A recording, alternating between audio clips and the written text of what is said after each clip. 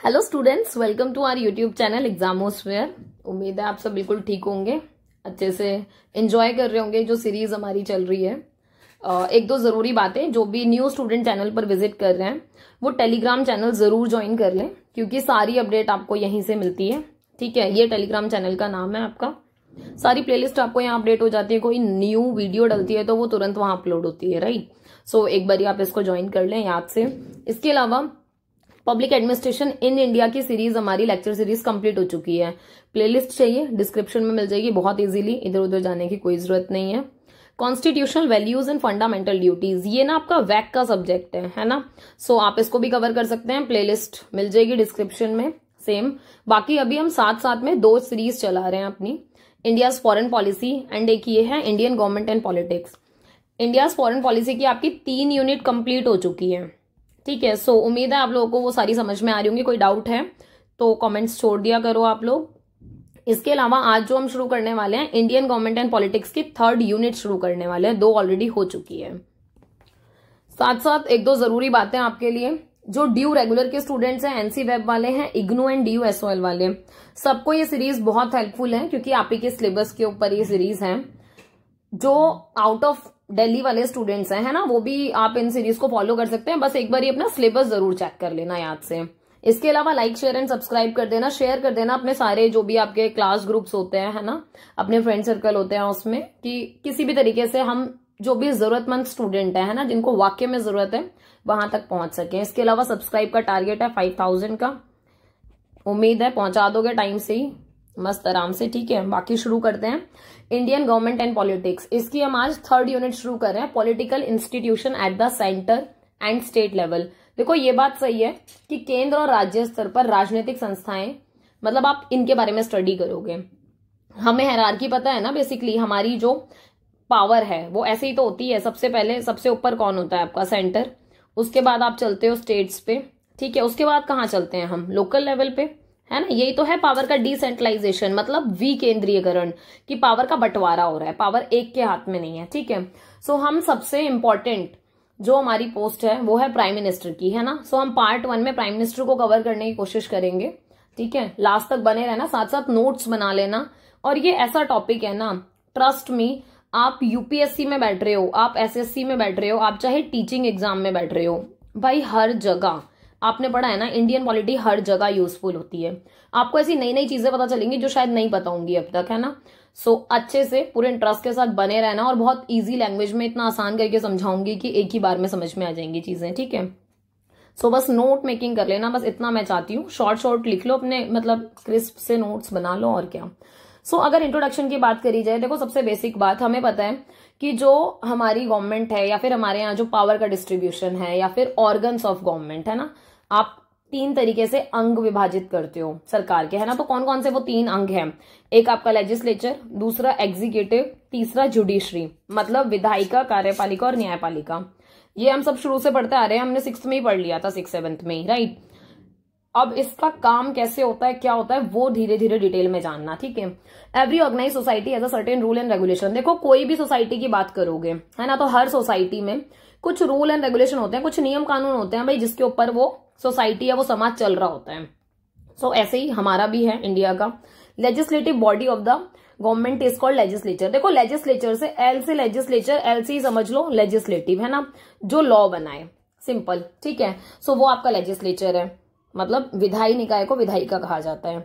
Increasing complexity of modern society has resulted in an increased burden of legislature to enact law for social interest। कहने का मतलब क्या है कि देखो आपने कानून तो बना लिया, पर इसके अलावा और भी बहुत सारी चीजें होती है ना, तो वो क्या क्या है, कैसे काम करती हैं, वो सब आप जानोगे इसमें।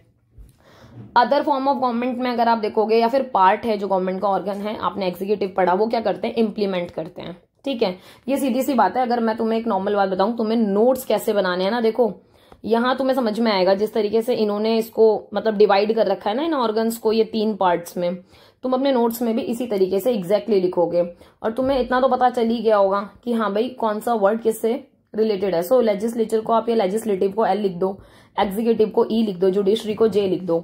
इसके नीचे लिखो सिंपल कि इनका लॉ मेकिंग का काम है। इसका मतलब क्या है कि ये इम्प्लीमेंट करा रहे हैं। ठीक है, सो इस चीज का ध्यान रखना। ऐसे ही जुडिशरी का क्या काम है, जस्टिस करना, ठीक है, या फिर सारे वो रिव्यूज करना। सो इस तरीके से अपने शॉर्ट नोट्स बनाते चलना, थोड़े से मतलब हेल्प होगी आपको। इसके अलावा एक दो चीजें और जो इम्पोर्टेंट हैं, आप इस चीज का ध्यान रखेंगे कि जब हम बात करते हैं किसकी, एग्जीक्यूटिव की, किसका काम क्या है, इम्प्लीमेंट करना, मतलब कानून को लागू करना, ये कानून को लागू कराती है, ठीक है। तो ये बात सही है कि कानून को आपको न्याय संगत तरीके से, मतलब इक्विटेबल मैनर में लागू करना है। ऐसा नहीं करोगे आप कि पर्टिकुलर किसी क्लास के लिए कोई और कानून होगा और किसी और क्लास के लिए कोई और, नहीं, सबके लिए पूरा इक्वल होगा। कोई भी ऐसी बात नहीं होगी कि आप देखोगे कॉमन पीपल के लिए अलग कानून है या फिर राष्ट्रपति और प्राइम मिनिस्टर के लिए अलग है, नहीं, सबके लिए एक सेम कानून है, ठीक है।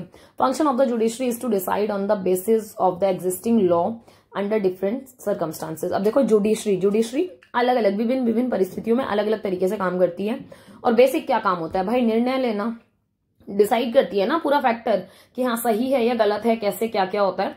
सो वो सारी चीजें, ठीक है। बाकी आप इस इमेज के थ्रू भी इसको समझ सकते हो, आपको पता चलेगा कि किस तरीके से क्या क्या काम होते हैं। ओके, नेक्स्ट है आपका there was no difference between these work in the ancient and medieval state. देखो अगर बहुत पुराने टाइम से देखेंगे तो बहुत ज्यादा डिफरेंस नहीं दिखेगा। मतलब एक जो बेसिक कॉमन चीज है वो देखो यहाँ पे कि पहले क्या था, किंग जो थे वो सॉवरन होते थे, मतलब वो संप्रभु है, वो ही सारा करता धरता है। और जो किंग है इसका सारा काम यही होता था, लॉ मेकर भी यही था, ठीक है, हेड ऑफ एग्जीक्यूटिव भी यही था, सोर्स ऑफ जस्टिस भी यही था। मतलब आपने राजा को पकड़ लिया, राजा के पास सारी आपने पावर दे दी। संप्रभु भी आप हो, विधि वेता मतलब कानून भी आप ही बनाओगे, ठीक है, कार्यपालिका के प्रमुख भी आप ही और न्याय भी आप ही करोगे। धीरे धीरे सोसाइटी बदली, टाइम बदलता है तो तौर तरीके बदलते हैं, सीधी सी बात है। तो क्या हुआ, टाइम बदलता गया, ठीक है। टाइम बदलने के साथ साथ क्या हुआ कि हमने need for specialisation and division of work arose, मतलब महसूस हुआ कि भाई हमें ना थोड़ा सा, मतलब सिचुएशन के हिसाब से, टाइम के हिसाब से हमारी जरूरत अलग हो रही है, तो हमें थोड़ा सा काम का भी बंटवारा कर लेना चाहिए, है ना। So king started delegating his power to various institution. King ने क्या किया, अपनी पावर्स को नीचे नीचे लेवल पर बांटना शुरू किया। मतलब कुछ कुछ लोगों को कुछ कुछ काम, मतलब ये वाली बात हो गई यार कि ये किंग है तो ये सारा काम अपने हाथ में नहीं कर सकते, ठीक है, ये आपका किंग है, ठीक है। सो किंग को अगर आप एक चीज देखोगे नॉर्मली कि भाई इनके पास पहले सारे काम थे, ठीक है, 3-4 काम थे जो ये संभाल रहे थे अकेले, पर टाइम बदलता है, सिचुएशन बदलती है, तो इनको समझ में आया कि भाई अकेले मेरे बस की नहीं है, अकेले सारा काम नहीं कर सकते। तो इन्होंने क्या किया, लोगों को हायर करना शुरू किया, ठीक है, और इनको अलग अलग काम देने शुरू किए।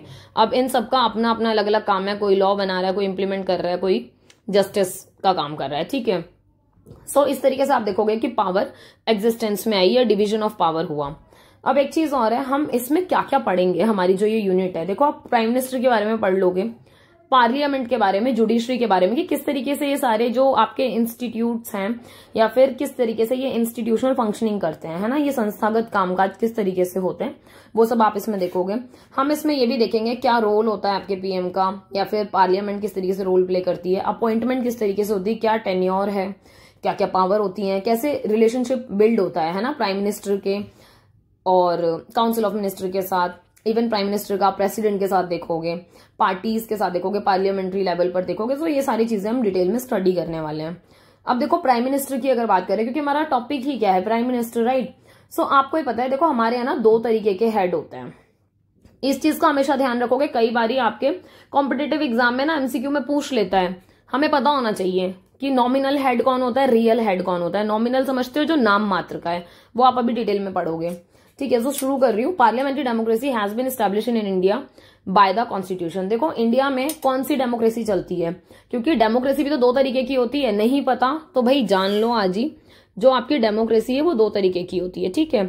एक होती है आपकी पार्लियामेंट्री, मतलब जो इंडिया ने यूज की हुई है, ठीक है। एक होती है आपकी प्रेसिडेंशियल, ठीक है। सो प्रेसिडेंशियल कहाँ है, आपकी यूएसए में है। ये बेस्ट एग्जांपल है, चाहो तो यहां ऐसे एग्जांपल करके लिख लेना भाई, काम आएंगे नोट्स, सच बता रही हूं।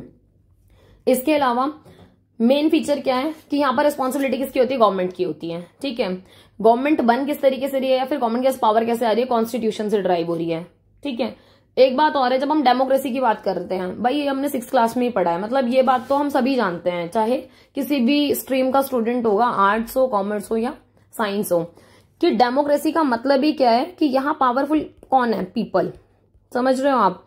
तो लोग हैं, लोगों के पास सारी पावर है, और हम ही तो जाके वोट देते हैं ना। अभी तुम्हारे इलेक्शंस फिर आने वाले हैं, सो आप बहुत सारे ऐसे स्टूडेंट होंगे जो 18 के हो जाएंगे या फिर होने वाले होंगे तो उनके घर वाले वोट देते होंगे। तो हम अवेयर है ना उस प्रोसेस से कि आप किस तरीके से इलेक्ट करते हो अपने रिप्रेजेंटेटिव को।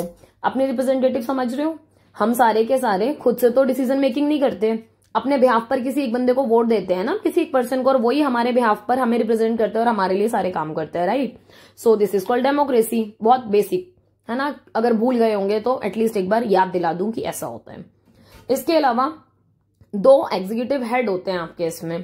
पहला कौन सा है, एक नॉमिनल होता है या फिर इसको फॉर्मल बोल देते हैं, ठीक है, कॉन्स्टिट्यूशनल भी बोल देते हैं कई बार। ये वो वर्ड्स हैं जो ऑल्टरनेटिवली यूज होते हैं, मतलब कहीं पे नॉमिनल लिखा जाए, कहीं फॉर्मल लिखा जाए, कॉन्स्टिट्यूशनल आ जाए, सो हमें पता हो कि भाई ये सिर्फ और सिर्फ किसके लिए यूज हो रहा है, प्रेसिडेंट के लिए, ठीक है।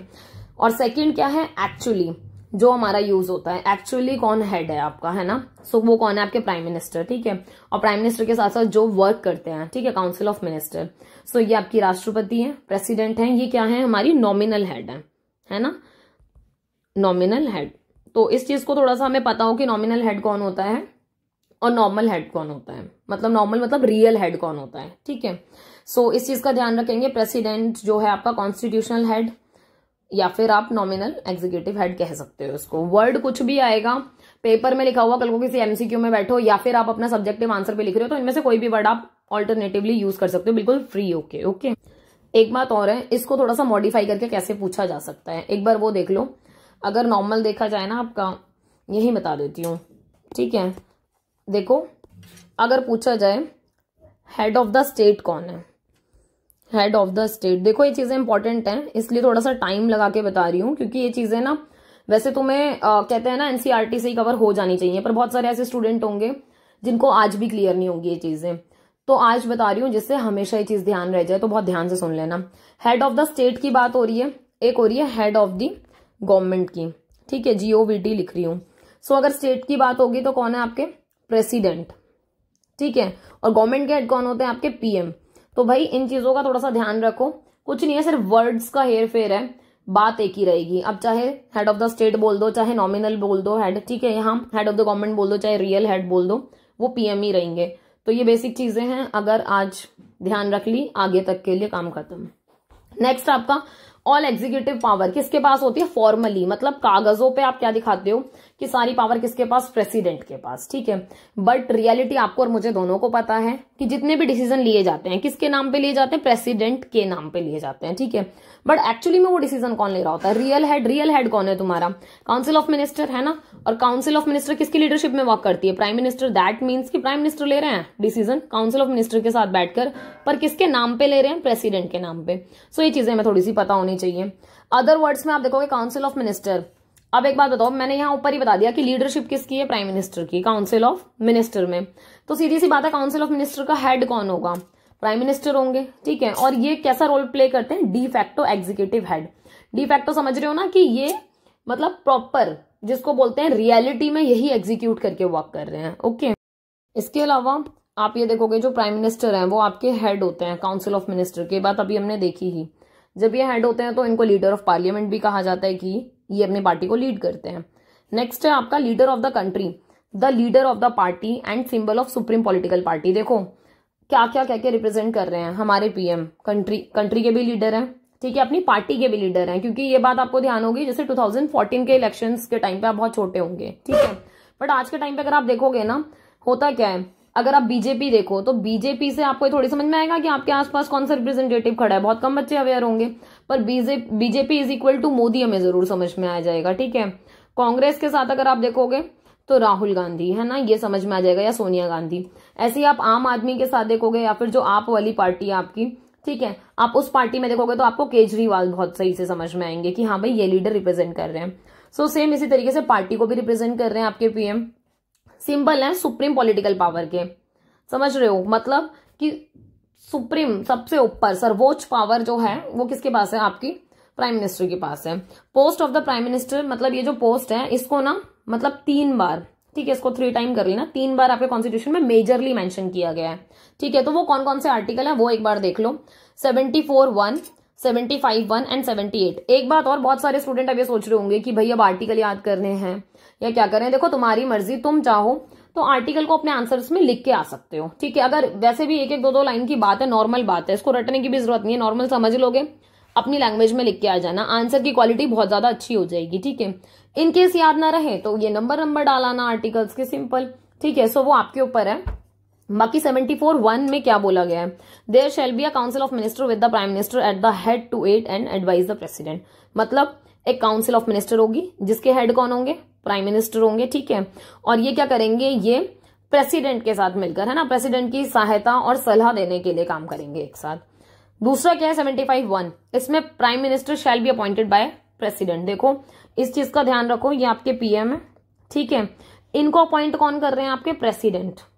आ गई बात समझ में। ये देखो ऐसी चीजें स्टेटमेंट में आते हैं।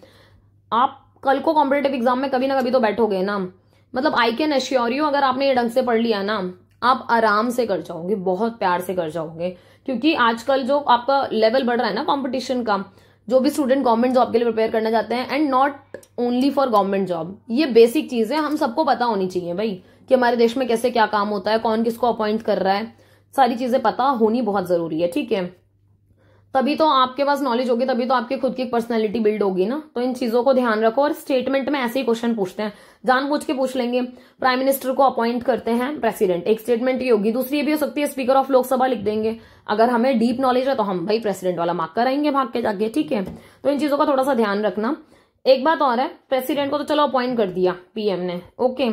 अब ना काउंसिल ऑफ मिनिस्टर की बात आती है, तो काउंसिल ऑफ मिनिस्टर जो आपके पोर्टफोलियो होते हैं, अभी वो भी डिटेल में थोड़ा समझेंगे, आपको समझ में आएगा। काउंसिल ऑफ मिनिस्टर, उसके अंदर भी फिर एक कैबिनेट होती है, सब बताऊंगी आराम से, टेंशन की कोई बात नहीं है, ठीक है। बस साथ साथ लिखते और नोट्स बनाते चलो। सो ये जो बंदे, मतलब जो अलग अलग आपके लीडर्स हैं, है ना, जिनको ये अपॉइंट कर रहे हैं, अपॉइंट तो इनको भी प्रेसिडेंट ही करेंगे, पर किसकी एडवाइस पे कर रहे हैं, पीएम। मतलब ये किसकी पसंद के लोग होंगे, पीएम की पसंद के, कि किसको कौन सा डिपार्टमेंट देना है, किसको डिफेंस का देना है, किसको होम मिनिस्टर बनाना है। सो ये सारी बातें बोलेंगे कौन, पीएम। पीएम बता देंगे प्रेसिडेंट को कि सर या मैडम कि इसको ये वाला डिपार्टमेंट देना है, इसको ये वाला डिपार्टमेंट देना है, वो उसको अपॉइंट कर देते हैं, ठीक है। सो बात दोनों ध्यान से सुन लेना। अपॉइंट कौन मतलब कर रहा है, आपका प्रेसिडेंट कर रहा है, दोनों को ही, पीएम को भी और काउंसिल ऑफ मिनिस्टर्स को भी, ओके। सो ये चीजें थोड़ी सी हमें पता होनी चाहिए। या फिर अदर मिनिस्टर भी बोल देते हैं, क्योंकि इसमें कैबिनेट मिनिस्टर्स भी हैं, वो हम आगे समझेंगे, इसलिए अभी कंफ्यूज मत होना। आर्टिकल 78 क्या कहता है, प्राइम मिनिस्टर की रिस्पॉन्सिबिलिटी है क्या, कि वो इन्फॉर्मेशन दे किसको, प्रेसिडेंट को। क्योंकि काम कौन कर रहा है, प्राइम मिनिस्टर कर रहा है। किसके नाम पे कर रहा है, अभी हमने देखा था प्रेसिडेंट के नाम पे कर रहा है। तो भाई प्रेसिडेंट को पता तो चले मेरे नाम पे क्या क्या काम हो रहे हैं, कौन से एग्रीमेंट साइन हो रहे हैं, कौन सी डील हो रही है, या जो भी जरूरत की इन्फॉर्मेशन जो उनको चाहिए होती है, वो सारा काम किसका है, प्राइम मिनिस्टर का है, कि वो जाके उनको बताएंगे। दूसरी बात और क्या क्या चीजें हैं अगर आप देखोगे, so to communicate to president all decision, मतलब जो भी डिसीजन काउंसिल ऑफ मिनिस्टर ने लिए हैं, एडमिनिस्ट्रेशन से रिलेटेड, यूनियन से रिलेटेड, ठीक है, या फिर कोई भी प्रपोजल आ रहा है लेजिस्लेशन के लिए, तो इन सारी की सारी इन्फॉर्मेशन कहां तक जानी चाहिए, प्रेसिडेंट तक जरूर पहुंच जानी चाहिए। दूसरी बात क्या है कि अगर जरूरत पड़े तो ये जो इन्फॉर्मेशन है ना, मतलब चाहे एडमिनिस्ट्रेशन से रिलेटेड हो, अफेयर ऑफ यूनियन से रिलेटेड हो, प्रपोजल फॉर लेजिस्लेशन से रिलेटेड हो, प्रेसिडेंट मांग सकते हैं अपनी तरफ से भी। नेक्स्ट क्या है, if the president so required to submit consideration of council of minister any matter on which a decision has been taken by minister but which has not been considered by the council. मतलब ये वो वाली बात हो रही है कि राष्ट्रपति को अगर ऐसा अपेक्षित है तो वो मतलब किसी भी ऐसे विषय को मतलब मंत्रिपरिषद के साथ डिस्कस कर सकते हैं, ठीक है, जिस पर मान लो कि किसी ने कोई नहीं लिया, कोई म्यूचुअली कोई डिसीजन नहीं बन पाया या कोई आउटकम नहीं निकल पाया, ठीक है। सो पर जरूरी नहीं है कि आप उसको फॉलो करोगे, मतलब नॉर्मली आप डिस्कस कर सकते हो। नेक्स्ट है आपका डेप्यूटी प्राइम मिनिस्टर। एक चीज और है, ये पोस्ट ना आज के टाइम पे एग्जिस्ट नहीं करती, तभी हम सुनते नहीं है, हमें पता नहीं है। मैं तुमसे एकदम से पूछूं who is your deputy prime minister, so है ही नहीं कोई, तो फिर हम कैसे बता देंगे कि कोई है। तो ये हमें पता होना चाहिए कि कब तक लास्ट थे, कौन थे पहले, बहुत बेसिक बात है, बहुत जनरल नॉलेज वाली चीजें भी हैं। सो उम्मीद है कि तुम लोग एंजॉय कर रहे होंगे इस चीज को। बस एक काम कर देना, इसको शेयर जरूर कर देना, क्योंकि ये इतनी बेसिक चीजें हैं ना, हमें स्कूल में भी कई बार टीचर सही से नहीं बता पाते या नहीं बताते, क्योंकि बच्चे भी उतने इंटरेस्टेड नहीं होते। बट आई थिंक मतलब ग्रेजुएशन लेवल पर इतना डिटेल में कोई नहीं बताता होगा आपको। बट मेरा ये मानना है कि एटलीस्ट मैं एक बार आपका बेस तैयार कर दूं, कि जो भी स्टूडेंट इसको पढ़ रहा है ना, उसको सच में लगे कि हाँ भाई इस वीडियो में कुछ तो क्वालिटी थी, कुछ तो फायदा मिला हमें, ठीक है। सो शेयर प्लीज कर देना याद से। अच्छा, इसके अलावा क्या है, डेप्यूटी प्राइम मिनिस्टर में आपको एक चीज पता होनी चाहिए कि पोस्ट हिंदी में क्या बोलते हैं उसको, उप प्रधानमंत्री, है ना। और ये पोस्ट आज के टाइम में एग्जिस्ट नहीं करती। कोई प्रोविजन है नहीं कॉन्स्टिट्यूशन में, आप अपने संविधान में भी देखोगे वहां कहीं नहीं लिखा कि ये पोस्ट होनी चाहिए, ठीक है। बट इन प्रैक्टिकली अगर आप देखो तो शुरुआत में इसको अपॉइंट किया गया था, ठीक है। सो आप ये देखोगे कि किस तरीके से मतलब इनका वो होता है अपॉइंटमेंट। तो जैसे इनको भी ऐसे ही इलेक्ट करते हैं जैसे आप अदर कैबिनेट मेंबर्स को करते हो ना। अब यहाँ याद करो, अभी इससे पहले बताया था ना अदर कैबिनेट मेंबर को कैसे करते हैं, पीएम करते हैं ना उनको चूज, और अपॉइंटमेंट कौन करते हैं आपके प्रेसिडेंट। तो सेम यहाँ भी ऐसे ही हुआ, ठीक है। एक चीज और है, so far several deputy prime minister have been appointed. देखो कुछ कुछ हुए, ऐसा नहीं कि एक दो ही हुए, ठीक है। आप यहाँ नाम पढ़ोगे और आप जानोगे कि कौन कौन आपके डेप्यूटी प्राइम मिनिस्टर रह चुके थे, फर्स्ट कौन थे, लास्ट कौन थे, ये जानना बहुत जरूरी है। सो जो आपके सबसे पहले थे वो थे सरदार वल्लभ भाई पटेल। नेक्स्ट थे आपके मोरारजी देसाई, जगजीवन राम, फिर चौधरी चरण सिंह, फिर वाईवी चवन, ठीक है, चौधरी देवीलाल, ये 2 बार बने, फिर एल.के. आडवाणी। और ये जो आडवाणी जी हैं इनका जो टेन्योर रहा 2002 से 2004 तक का। सो भाई इसे भी मार्क कर लो, ठीक है। अब देखो तुमने नाम पढ़ लिए, एक आध तुम्हें याद रह गया तो रह गया, नहीं रहा तो भूल जाओगे। इसके लिए तुम्हारे लिए ये बहुत सुंदर सा फोटो बना के पूरा प्रॉपर प्रेजेंटेशन प्रिपेयर किया ताकि तुम्हें पता चले, ठीक है। सो आप ये देखोगे कि किस तरीके से आपके ये लीडर्स हैं, आपको नीचे नाम लिखे हैं, आपको पता चल जाएगा, ठीक है। ये आपके लास्ट थे, ये हमें पता होना चाहिए, ठीक है। और सरदार वल्लभ भाई पटेल हमारे फर्स्ट थे। इनका टाइम पीरियड कितना था, 2002 से 2004, ओके। सो इसको थोड़ा सा देख लेना पॉज करके। नेक्स्ट आपके प्राइम मिनिस्टर्स की अपॉइंटमेंट, ठीक है, मतलब प्रधानमंत्री की नियुक्ति। तो प्राइम मिनिस्टर की अपॉइंटमेंट कैसे होती है वो एक बार देख लेते हैं। Constitution lack any clear procedure for the election and appointment of the prime minister. देखो ये बात हमने शुरू में पढ़ ली कि प्राइम मिनिस्टर टर्म को ही 3 बार यूज किया गया ओनली, तो बहुत ज्यादा ना क्लियरिटी नहीं दे रखी। पर अगर आप डिटेल में जाओगे या थोड़ा सा डीप में जाओगे, है ना, तो आप जब डीप में जाओगे तो आपको एक बात समझ में आएगी। डीप डाइव मारने पे एक बात हमें दिखती है कि जो आपके प्राइम मिनिस्टर होते तो आपके मतलब लोकसभा के ही मेंबर है ना, राज्यसभा के भी हो सकते हैं, पर मोस्ट प्रोबेबली केसेस में लोकसभा के ही मेंबर होते हैं। तो देखा जाए तो वो भी तो कहीं ना कहीं के एमपी होते हैं। एमपी समझते हो, मेंबर ऑफ पार्लियामेंट होते हैं। अच्छा एक बात और, जिन स्टूडेंट्स को लगता है ना कि हमें अभी भी नॉलेज नहीं है, मतलब ग्रेजुएशन में आने के बाद भी, कि क्या लेवल है या फिर पार्लियामेंट किस तरीके से वर्क करती है, जैसे मैं तुम्हें बता रही हूँ मेंबर ऑफ पार्लियामेंट होते हैं, ठीक है। तो मतलब बहुत सारे ऐसे स्टूडेंट होंगे नहीं पता होगा, और इसमें कोई शर्माने वाली कोई बात नहीं है। आप आराम से कमेंट करना अगर तुम्हें ऐसी भी कोई वीडियो चाहिए ना जिसमें मैं तुम्हें क्लियरली लिख लिख के समझा दूंगी प्रॉपर कि हाँ भाई कैसे आपके मेंबर ऑफ पार्लियामेंट इलेक्ट होते हैं, क्या उनकी एज होनी चाहिए, कैसे कैसे क्या होता है। मतलब छोटा सा मैं आपको एक सेशन दे दूंगी इसके ऊपर, ठीक है। बट ये तभी होगा जब तुम्हें नीड होगी। अगर जरूरत लगे तो कमेंट करना, फिर मैं पक्का बनाऊंगी, ठीक है, टाइम निकाल के। सो कॉन्स्टिट्यूशन में कहीं ऐसी बात नहीं लिखी है। दूसरी बात, आर्टिकल 75 सिर्फ ये मेंशन कर रहा है कि प्रेसिडेंट क्या करेंगे, प्राइम मिनिस्टर को अपॉइंट करते हैं। इसका मतलब ये तो नहीं है कि प्राइम मिनिस्टर किसी को भी अपॉइंट कर देंगे भाई, मतलब कोई तो इलेक्ट होके आ रहा होगा ना, उसी को तो प्रेसिडेंट आपके अपॉइंट करेंगे, ठीक है। सो हमें ये पता है हमारे यहाँ पार्लियामेंट्री सिस्टम चलता है, मतलब संसदीय प्रणाली चलती है। तो संसदीय प्रणाली में क्या होता है, जनरल इलेक्शन होते हैं कंट्री में, जैसे अब हमारे यहाँ होने वाले हैं, ठीक है। और होता क्या है, देखो यही वो बात है कि अगर बेसिक क्लियर होंगे तो समझ जाओगे, अगर डाउट रहेगा तो कमेंट करना, बनाऊंगी पक्का, ठीक है। जनरल इलेक्शन हुए, ठीक है। और एक बात और है, जब इलेक्शन होता है तो लोकसभा के इलेक्शन हो रहे हैं अभी, जनरल वाले जो होंगे, ठीक है। यहाँ पे जो भी मेजोरिटी पार्टी होती है, मेजोरिटी समझते हो ना, जो नंबर में ज्यादा हो, मतलब नॉर्मल अगर 100 सीट है तो जिसका 51 आ गया वो मेजोरिटी प्रूफ कर देगा, आधे से ज्यादा, ठीक है। सो जो भी मेजोरिटी पार्टी होगी उसका जो लीडर होगा, या फिर पार्टी ने मिलकर जिस भी कैंडिडेट का सोचा होगा कि हाँ भाई अगर हमारी पार्टी जीतती है तो हम इन वाले लीडर को पीएम बनाएंगे, ठीक है, उसको ही प्रेसिडेंट अपॉइंट करता है। प्रेसिडेंट अपनी मर्जी से नहीं किसी भी लीडर को अपनी पसंद से अपॉइंट कर देंगे, नहीं, ठीक है। हालांकि अपना जो डिसीजन है वो यूज करते हैं प्रेसिडेंट किसी और केस में, वो आप आगे पढ़ोगे, ठीक है। So post of prime minister and oath of prime minister is administered, मतलब प्रेसिडेंट ही उनको ओथ भी दिलाएंगे और उनको अपॉइंट भी करेंगे, ठीक है। सो कहने का मतलब है पीएम कौन होते हैं, लोकसभा में जो मेजोरिटी पार्टी आपकी जीतती है ना उसके लीडर होते हैं। आ गई बात समझ में, ये बात हुई। नेक्स्ट आपका, in this situation the can not exercise personal decision. ये वो वाली बात होगी ना, मैंने अभी बताया कि अपना खुद का विवेक यूज नहीं करेंगे प्रेसिडेंट यहाँ पे। वो कब करेंगे उसके लिए भी एक सिचुएशन है, कब यूज कर रहे हैं वो पर्सनल डिसीजन यूज कर रहे हैं प्रेसिडेंट, कब, जब कोई भी पार्टी क्लियर मेजोरिटी ही ना ले पाए, ठीक है, मतलब कोई क्लियर मेजोरिटी प्रूफ नहीं कर पाई। तो ऐसे में क्या होगा, प्रेसिडेंट अपॉइंट करेंगे जो भी लार्जेस्ट पार्टी होगी आपकी, ठीक है, या फिर कोएलिशन पार्टी होगी, उसमें से प्राइम मिनिस्टर को अपॉइंट करते हैं अपने विवेक का यूज करके, अपनी समझ के हिसाब से, ठीक है। जैसे ऐसा हुआ भी है, तो हमें पता होना चाहिए ऐसा कब कब हुआ। 1989 में देखो किसी पार्टी को क्लियर मेजोरिटी नहीं मिली लोकसभा में, ठीक है। सो विश्वनाथ प्रताप सिंह आपके पीएम बने उस टाइम पे, ठीक है। और ये किसके लीडर थे? Leader of the national front के थे। ऐसे आप नरसिम्हा राव के टाइम पे देखोगे 91 में, अटल बिहारी वाजपेयी के टाइम पे देखोगे 1998 1999 में। सो ये ऐसे आपके कुछ कुछ एग्जांपल्स हैं, एक आध याद रख लेना, लिखा ना, बढ़िया आंसर बन जाएगा, ठीक है। Exercise of personal decision of the president is another situation when the prime minister dies accidentally and has no clear successor. देखो एक सिचुएशन ये भी है, देखो दो सिचुएशन हो गई, एक ये कि जब आपकी क्लियर मेजोरिटी प्रूफ ना, और दूसरा ये कि एकदम से मतलब एक्सीडेंटली या फिर मतलब ऑल ऑफ सडन डेथ हो जाए हमारे प्राइम मिनिस्टर की, ठीक है, और उनका कोई सक्सेसर भी ना हो। तो ऐसे में फिर प्रेसिडेंट अपने पर्सनल डिसीजन का यूज करता है, अपनी समझ के हिसाब से फिर वो जो भी उनको रेलिवेंट पर्सन लगते हैं उस पोस्ट के लिए वो उसको अपॉइंट करते हैं। ओके अच्छा, इसके अलावा constitution is silent in term of appointment and qualification for the post of prime minister. अब देखो वही वाली बात हो गई, क्योंकि प्राइम मिनिस्टर भाई आर्टिकल ही बड़ा लिमिटेड यूज किए हैं इनके बारे में, पर हम किससे अंदाजा लगाते हैं? हमें कैसे पता चलता है क्या क्वालिफिकेशन होनी चाहिए, क्या मतलब टर्म एंड कंडीशन है, सारी चीजें। तो सिंपल सी बात है भाई, जो भी आपके पीएम होंगे वो कहीं ना कहीं के एमपी जरूर होंगे, ठीक है।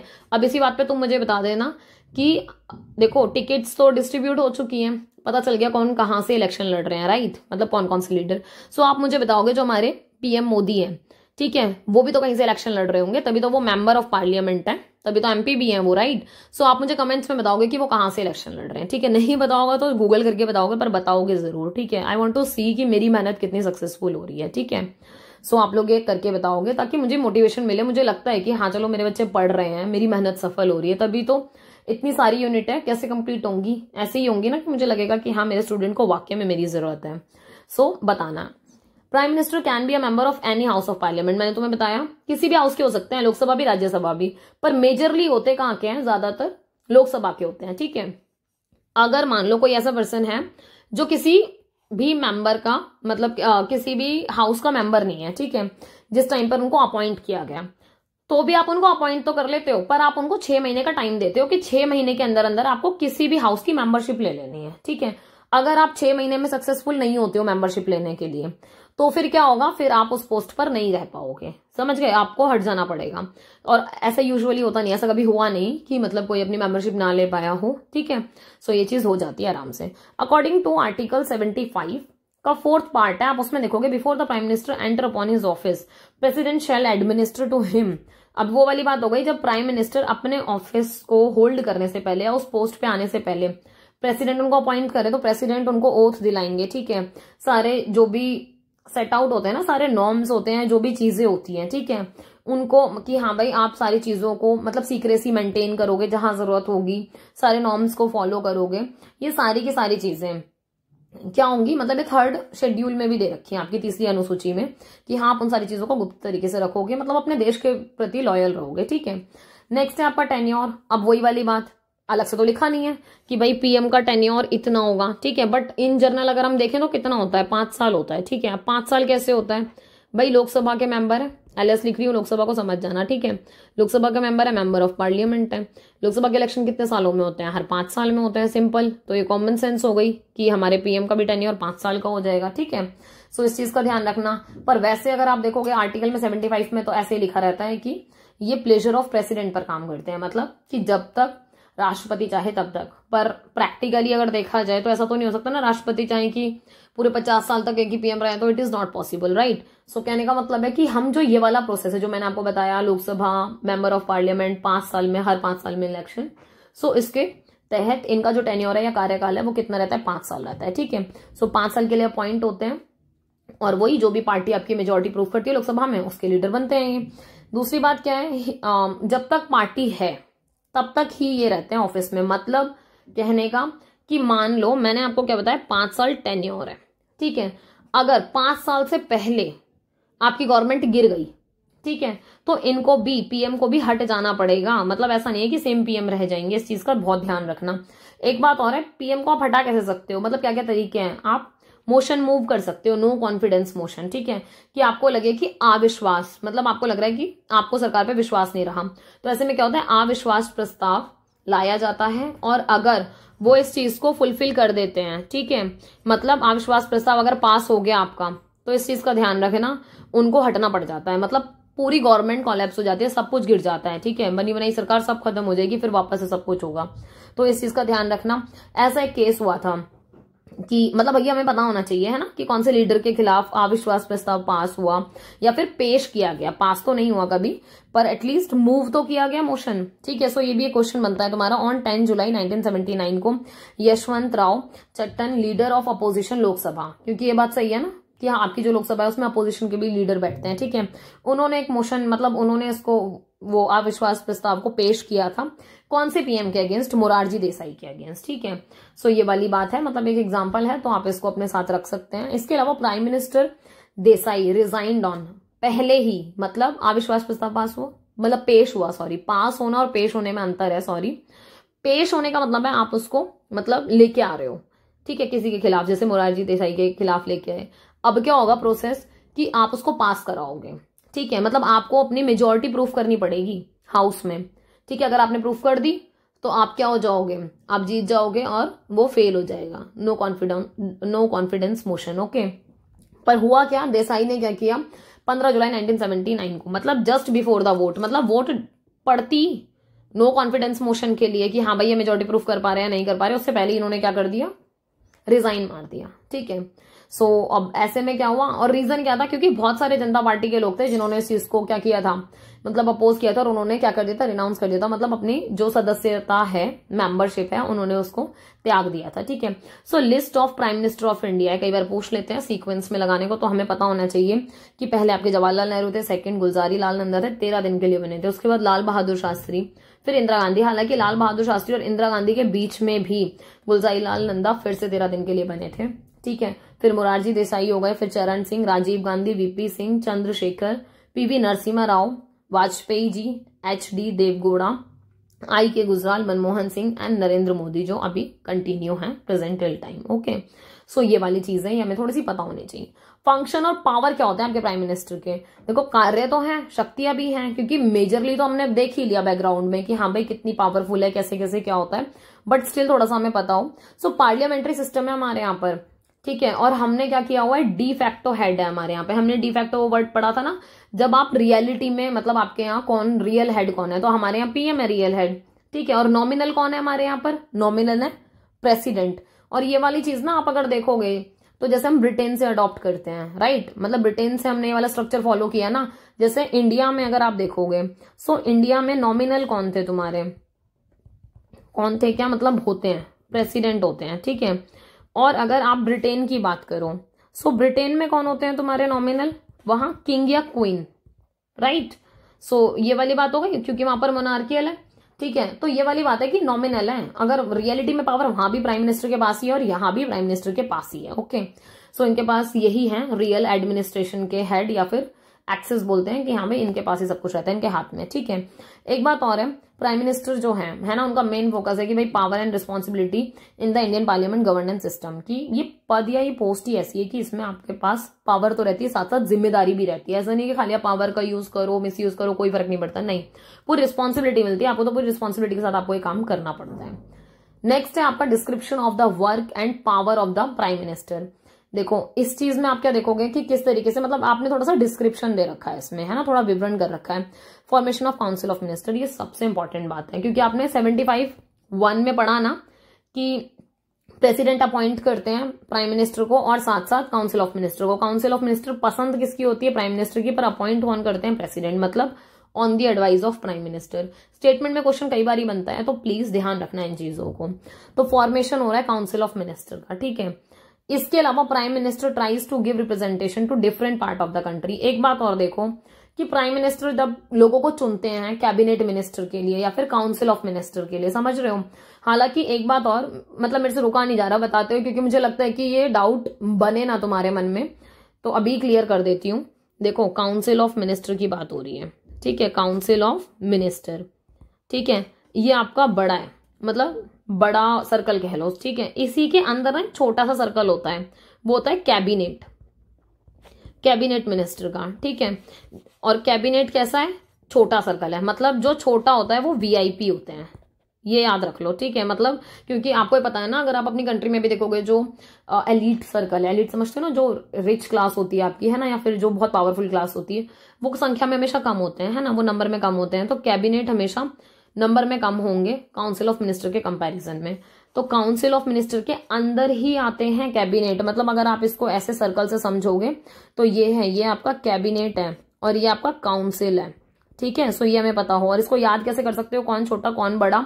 नंबर में अगर छोटा, मतलब क्वांटिटी में छोटा कौन है, कैबिनेट, ठीक है, और काउंसिल बड़ा, पर पावरफुल कौन ज्यादा है, कैबिनेट, ठीक है। मतलब ऐसे याद कर लो, जो हम कैब होती है कहीं जाते हैं या फिर कैबिन होते हैं, तो कैबिन छोटा होता है पर पावरफुल लोगों को ही तो मिलते हैं अपने पर्सनल कैबिन, वरना तो आपको ओपनली वर्क करना होता है बैठ के, राइट।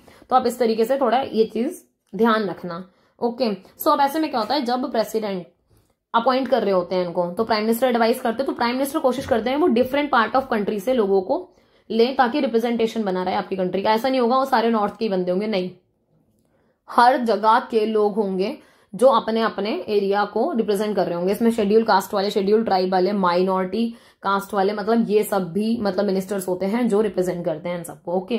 सो इंपॉर्टेंट बात थी, थोड़ी सी हमें पता होनी चाहिए थी। डिस्ट्रीब्यूशन ऑफ पोर्टफोलियो, पोर्टफोलियो समझ रहे हो, विभागों का वितरण, क्योंकि देखो हर किसी के पास कुछ ना कुछ विभाग होता है, डिपार्टमेंट होता है, ये आप इस फोटो से समझ सकते हो, ठीक है। जैसे अमित शाह है, होम मिनिस्टर है आपके, राइट। ऐसे ही राजनाथ सिंह है, कौन है वो, डिफेंस मिनिस्टर है। तो ऐसे आप देखोगे पोर्टफोलियो तो आपको समझ में आएगा कि कौन से मिनिस्टर को कौन सा पोर्टफोलियो मिला, और ये सब किसी ना किसी स्टेट को, किसी ना किसी पर्टिकुलर एरिया को रिप्रेजेंट कर रहे होते हैं, ठीक है। एक बात और है कि प्राइम मिनिस्टर जब अपने पोर्टफोलियो को या अपने कलीग्स को चूज कर रहे होते हैं, तो वो बहुत ज्यादा ध्यान रखते हैं कि हाँ किसको कौन सा डिपार्टमेंट देना है, ठीक है। बाकी उनकी मर्जी होती है, वो किसी भी पर्सन को कोई भी डिपार्टमेंट दे सकते हैं, ठीक है, और वो चाहे तो चेंज भी कर सकते हैं, ठीक है। इसका एक एग्जाम्पल आप दोगे मुझे, ठीक है, कि ये जो अभी वाला जो टेन्योर चल रहा है अभी कंप्लीट नहीं हुआ, अब इसके नेक्स्ट वाले टेन्योर के लिए इलेक्शन होने बाकी है, मतलब होंगे, अब नई गवर्नमेंट बनेगी, राइट। बट आपको पता है पोर्टफोलियो में ना शफलिंग हुई थी, शफलिंग समझते हो, अदला बदली हुई थी। जैसे यहाँ कहा ना कि वो चेंज कर सकते हैं, रीशफल कर सकते हैं डिपार्टमेंट को, ठीक है। सो आप किसी एक मिनिस्टर का नाम बताओगे कि पहले वो इस डिपार्टमेंट में थे और बाद में इस डिपार्टमेंट में चले गए, ठीक है। मतलब आई रियली वांट, अगर मैं तुम्हारे लिए इतनी मेहनत कर रही हूँ तो मुझे भी तुमसे रिस्पॉन्स चाहिए बदले में। मांग कुछ नहीं रही, सिर्फ इतना ही मांग रही हूँ, तुम भी मेहनत कर लो बराबर से, तुम्हारी नॉलेज बढ़ जाए, क्योंकि मैं क्वालिटी दे रही हूँ, तो आई वांट कि वो मेहनत वर्थ इट हो जाए मेरी, ठीक है। सो आप लोग जरूर बताएंगे ये काम, और ये सारा डिपेंड किस पर करता है, प्राइम मिनिस्टर पर। वो चाहे तो अपनी मर्जी के हिसाब से क्या कर सकते हैं, या परिस्थितियां जैसी हों उसके हिसाब से वो पोर्टफोलियो या फिर आपका डिपार्टमेंट को चेंज कर सकते हैं, ओके। सो ये बात हमें पता होनी चाहिए। इसके अलावा पार्लियामेंट में आप देखोगे जैसे यूके, ठीक है, यूनाइटेड किंगडम, वहां पर भी सेम ऐसा ही सिस्टम चलता है। मतलब जैसे हमारे यहाँ पर हमने फॉलो किया हुआ है, वहीं से देखकर मतलब सीखा है हमने, तो हमें वहां का समझ में आया स्ट्रक्चर, तो अपन ने भी फॉलो किया, ठीक है। So prime minister of India represent Lok Sabha, lower house को रिप्रेजेंट करता है, ठीक है। वो इंपॉर्टेंट अनाउंसमेंट करते हैं, कोई भी सरकार की पॉलिसी होती है या कुछ भी होता है हाउस में, कोई भी बात है तो वही देखते हैं। रिस्पॉन्ड करते हैं क्रिटिसिज्म को, अगर कोई क्रिटिसाइज किया जा रहा है, कोई बात है अपोजिंग पार्टी के थ्रू, सो वो कोशिश करते हैं, वो रिस्पॉन्ड करते हैं, वो अपनी बात रखते हैं, जवाब देते हैं, ठीक है। और डिफेंड करते हैं गवर्नमेंट की पॉलिसी को, क्योंकि भाई आप ही की सरकार है तो आपको डिफेंड करना पड़ेगा अपनी सरकार को। इसके अलावा prime minister can recommend the president to dissolve the Lok Sabha at any time. देखो ये सबसे बड़ी बात है, क्वेश्चन बनता है तुम्हारा, पहले तुम ये जानो तुम्हारे 2 हाउस होते हैं, ठीक है, 2 हाउस होते हैं। मुझे नहीं लगता इतना डिटेल में कोई तुम्हें बताता होगा, बट पता नहीं क्यों मुझे ऐसा लगता है कि मैं अपने बच्चों को जब तक बेस नहीं बताऊंगी तब तक कुछ नहीं हो पाएगा। सो इसलिए ध्यान से सुनो। ये हो गया लोकसभा, ये हो गया राज्यसभा, ठीक है। क्वेश्चन ये बनता है स्टेटमेंट में, लिटरली ये यूपीएससी में पूछा गया था, सीडीएस के एग्जाम में क्वेश्चन, ठीक है, कि स्टेटमेंट वाला था कि राज्यसभा डिसॉल्व हो जाता है, ठीक है, और एक था लोकसभा डिसॉल्व हो जाता है। तो हमें पहली बात तो पता होना चाहिए कि लोकसभा डिसॉल्व हो जाता है, ठीक है। अगर इसकी बात करें तो ये डिसॉल्व होगा, जबकि ये डिसॉल्व नहीं होता है, ठीक है। इसका टेन्योर कितने साल का, 5 साल का। इसका कितना होता है, 6 साल का। पर ऐसा नहीं 6 साल बाद पूरी राज्यसभा खत्म हो जाती है, नहीं, हर 2 साल पे, ठीक है, आपके 1/3 जो मेंबर हैं वो क्या होते हैं, रिटायर होते हैं, ठीक है, और फिर नए बनते हैं। जबकि यहाँ पर क्या होता है, पूरी लोकसभा भंग हो जाती है आपकी, या फिर पूरी लोकसभा का टेन्योर खत्म होते हैं, फिर नए फ्रेश इलेक्शन होते हैं, सब कुछ होता है। तो ये स्टेटमेंट में पूछता है कि कौन सा हाउस डिसॉल्व हो जाता है properly. So only Lok Sabha, Rajya Sabha भाई साहब कभी मत करके आना, कभी भी नहीं, पाप लग जाएगा, इतना बुरा हो जाएगा, ठीक है। अच्छा, इसके अलावा प्राइम मिनिस्टर पता है खुद से प्रेसिडेंट को बोल सकते हैं, जब प्राइम मिनिस्टर को लगे कि भाई चीजें सही नहीं चल रही है, बहुत गड़बड़ी हो रही है, या फिर सिचुएशन बहुत अजीब हो रखी है, तो खुद से प्राइम मिनिस्टर बोल सकते हैं प्रेसिडेंट को कि सर आप लोकसभा को डिसॉल्व कर दो, और ये कभी भी बोला जा सकता है। मतलब ऐसा कुछ नहीं है कि आज सरकार बनी इनकी नई नई, इनका मन करेगा ना तो एक अगले दिन ही बोल देंगे। मतलब कभी भी कुछ भी बोल सकते हैं, ठीक है, कुछ भी बोल सकते हैं इन द सेंस भंग करने की बात या डिसॉल्व करने की। तो सिफारिश कर सकते हैं prime minister has the exclusive right to dissolve the Lok Sabha by giving written consultation. ठीक है, एक बात और है कि 44th कॉन्स्टिट्यूशनल अमेंडमेंट हुआ आपका, ठीक है, जिसमें वाली बात बोली गई कि राष्ट्रपति कर तो देंगे, राष्ट्रपति के पास ये राइट है, ठीक है, पर कब? जब वो रिटर्न में दिया जाएगा उनको। आई बात समझ में? क्योंकि वर्बली वाली चीजों से चीजें बहुत गड़बड़ होती हैं, जैसे वो इमरजेंसी के टाइम पे बहुत सारी प्रॉब्लम्स हुई थी। सो अमेंडमेंट हुए जरूरत के हिसाब से और फिर उसमें चेंजेस किए गए, ठीक है। तो ये बात थी, ध्यान रखना स्टेटमेंट के हिसाब से भी और वैसे भी हमें पता होना चाहिए कि प्राइम मिनिस्टर ही एडवाइस कर सकता है, सिर्फ प्रेसिडेंट को, कोई और नहीं। ओके, सो ये बात हुई आपकी। इसके अलावा आपका क्या है, link between president and cabinet. अब देखो जो पीएम है वो ना मीडिएटर का काम करते हैं, किसके बीच में? यहाँ है आपके प्रेसिडेंट साहब, ठीक है, और यहाँ है आपके कैबिनेट। अब तो कैबिनेट में कंफ्यूज नहीं हो रहे होंगे, कैबिनेट छोटा पार्ट है, मतलब जो मेन लीडर है, जो आपके ये पोर्टफोलियो होते हैं ना, वो कैबिनेट के ही हैं, ठीक है, उनकी बात हो रही है। सो ये बीच में मीडिएटर का रोल प्ले कर रहे हैं आपके पीएम, ठीक है। इंडियन पार्लियामेंट्री सिस्टम में क्या होता है, यही होता है ना कि प्राइम मिनिस्टर लिंक क्रिएट करते हैं इन दोनों के बीच में, ठीक है। कैबिनेट बोल रही हूं, और इसका बड़ा लेवल कौन सा है? काउंसिल है। तो इन बातों को आप ध्यान रखना, ठीक है। He inform the president of decision taken by the council of minister and puts the president view before the cabinet. कहने का मतलब क्या हुआ कि राष्ट्रपति को पीएम पूरा डिस्कस करते हैं कि भाई ये डिसाइड किया है, ये फैसला ले रहे हैं हम, ऐसा है वैसा है, पूरा डिस्कशन जो होता है वो प्राइम मिनिस्टर बताते हैं प्रेसिडेंट को, ठीक है। और ताकि जो भी निर्णय लिए जा रहे हैं, जो भी चीजें हैं, प्रेसिडेंट को पता हो कि भैया क्या काम चल रहा है, क्योंकि हो तो सभी नहीं के नाम पे रहा है, ठीक है। इसके अलावा कैबिनेट लीडर है जो आपको बताएं कि इसमें क्या होता है, प्राइम मिनिस्टर लीडर होते हैं कैबिनेट के। अच्छा, एक और बात है, अगर पूछा जाए कि प्राइम मिनिस्टर किसके लीडर होते हैं तो कैबिनेट के होते हैं, क्योंकि ये आपके पोर्टफोलियो का आपका पूरा वो रहता है ना, मेन पोर्टफोलियो रहते हैं, ये प्रिसाइड करते हैं ओवर कैबिनेट मीटिंग। कैबिनेट जब जब बैठेगी मीटिंग करेगी। एक बात और है, जो कैबिनेट होती है ना, देखो ये वीआईपी लोग हैं, ठीक है, क्योंकि इनके पास ये जो बड़े बड़े पोर्टफोलियो हैं, जो भी आपने फोटो में देखे थे अभी, ठीक है, जिसमें मैंने आपको ये दिखाया था ना, ये वाले, ठीक है, ये सारे कैबिनेट के मिनिस्टर्स हैं आपके। ओके, सो इनके जो हेड है वो है पीएम, ये बात समझ लो। एक बात और है कि ये ना मल्टीपल टाइम, मतलब बहुत जल्दी जल्दी मिलते रहते हैं। अगर पूछा जाए कि कौन बहुत फ्रीक्वेंटली मीटिंग्स करता है, कैबिनेट या काउंसिल, तो कैबिनेट करते हैं, ठीक है। काउंसिल उतनी फ्रीक्वेंटली नहीं करते जितना फ्रीक्वेंटली कैबिनेट करते हैं, ठीक है। और ये सारे फंक्शन परफॉर्म करते हैं कैबिनेट के साथ मिलकर, कौन? आपके पीएम। सो ये बात जरूरी है, ध्यान रखना इस बात का। सो ये इंपॉर्टेंट चीजें थी, इनका ध्यान रखना। इसके अलावा आपके जो प्राइम मिनिस्टर है ना, वो और भी बहुत सारे रोल प्ले करते हैं, मतलब डिफरेंट डिफरेंट डिपार्टमेंट्स के साथ। वो कैसे करते हैं, क्या करते हैं, वो हम नेक्स्ट वीडियो में कंटिन्यू करेंगे, ठीक है। तब तक के लिए आप लोग अपने नोट्स को रिवाइज करते रहना, ठीक है। और बहुत जल्दी मैं उसको भी अपलोड कर दूंगी, वो वाला पार्ट भी। ओके, सो एंड तक बने रहने के लिए बहुत बहुत thank you. Like share and subscribe कर देना, याद से 5000 है, ठीक है। आई नो थोड़ा बड़ा है, बट मुझे इतना भी भरोसा है मेरे स्टूडेंट्स पे कि तुम अपने आप पार लगा दोगे, ठीक है। और टेलीग्राम चैनल प्लीज ज्वाइन कर लेना ताकि टाइमली अपडेट मिलती रहे, ठीक है। बाकी तब तक के लिए ध्यान रखो अपना, पढ़ते रहो, आगे बढ़ते रहो। मिलते हैं बहुत जल्दी नेक्स्ट वीडियो में। होप आप लोगों ने एंजॉय किया होगा। फीडबैक जरूर देना, क्योंकि ये यूनिट बहुत प्रैक्टिकल है ना। सो कमेंट्स कर देना अकॉर्डिंगली। Okay, bye.